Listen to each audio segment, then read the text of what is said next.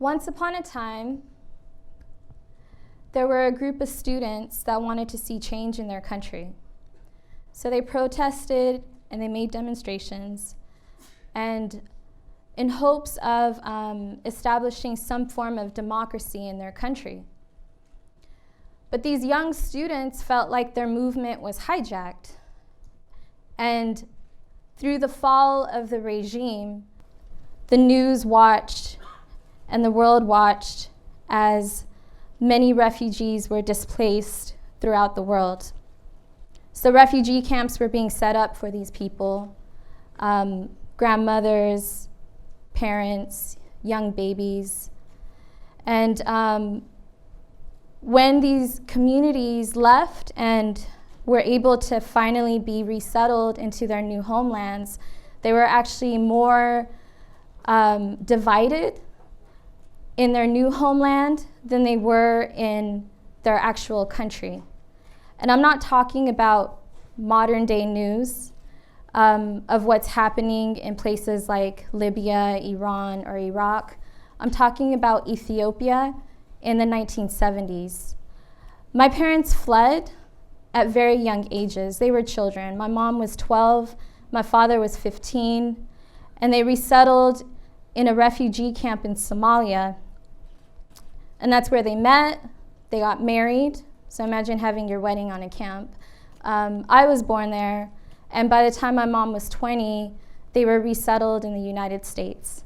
So from age 12 to 20 years old, all my mom knew was this refugee camp. And that's because resettlement average wait time is about 17 years. So she's actually one of the luckier few.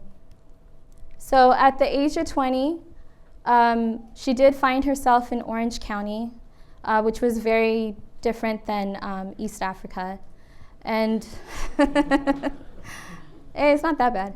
But but over the years, and through my work, I was actually surprised that a lot of refugees are being resettled there on a daily basis in places like Anaheim and Irvine. Through my work, and this is only since 2010, these are all the different countries I've worked with.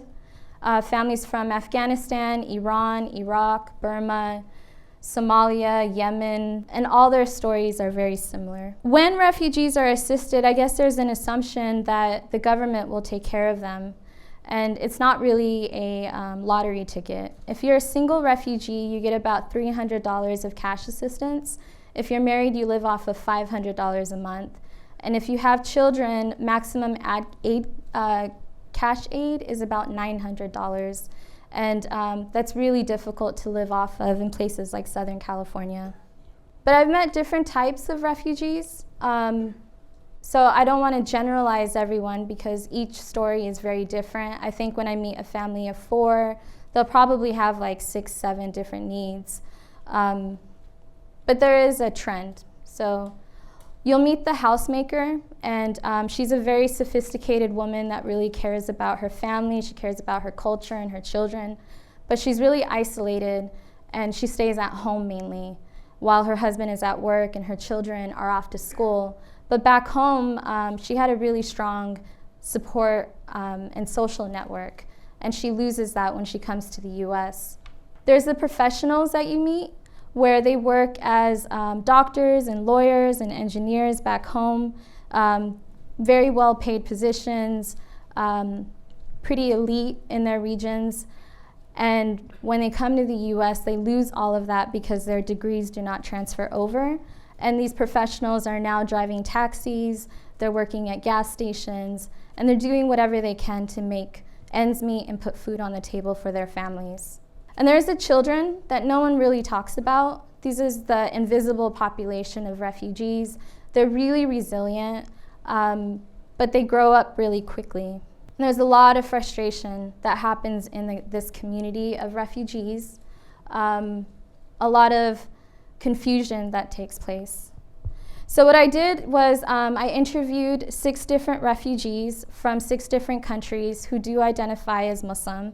And in the context of the American Muslim identity, I did ask, one, do you identify as American? And it's interesting that even though they just arrived here, half of them do say yes. But when I ask them, do you identify as American Muslim, they say no. And some of them chuckle because they don't understand that you can simultaneously combine the two identities. So what are the challenges that are being faced, really? I think there's a lot of myths, there's a lot of misconceptions. There's a sense of telling refugees, if you're Muslim, go to the mosque for help. But when you go to the mosque, the myth is the board members there and the constituents at that mosque are supposed to know what a refugee is. And I think that's unfair to put that much responsibility on immigrants, because there's so many different types of immigrants, and not everyone is going to understand the refugee process. Hopefully some of the solutions could be having more of a dialogue, having more of an awareness, understanding that there are different ways of coming to the US, and just because we are Muslim and share the same religion doesn't mean that we understand the legality and the process and the politics about how people come to the US. Refugees are not familiar with the nonprofit culture in the US. They don't understand that the operation of the mosques. It's hard for every immigrant population to relate to one another, especially if you came here in the 70s and you feel like, well, I made it, they should be able to make it too. And hopefully through all of this, I'd like to, invite you to having more dialogue about this topic. And I'd like to close off by saying that my family, when we came to the US, our priority was back home.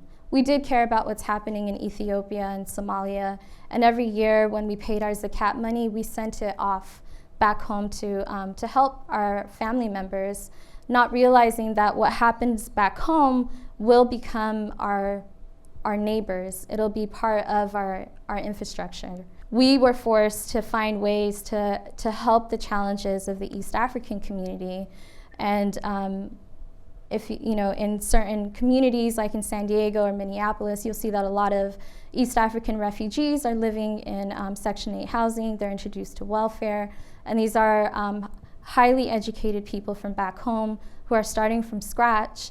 And I see that happening now also in the Middle Eastern community, and it's just going to keep going and keep escalating until we together address it. So thank you.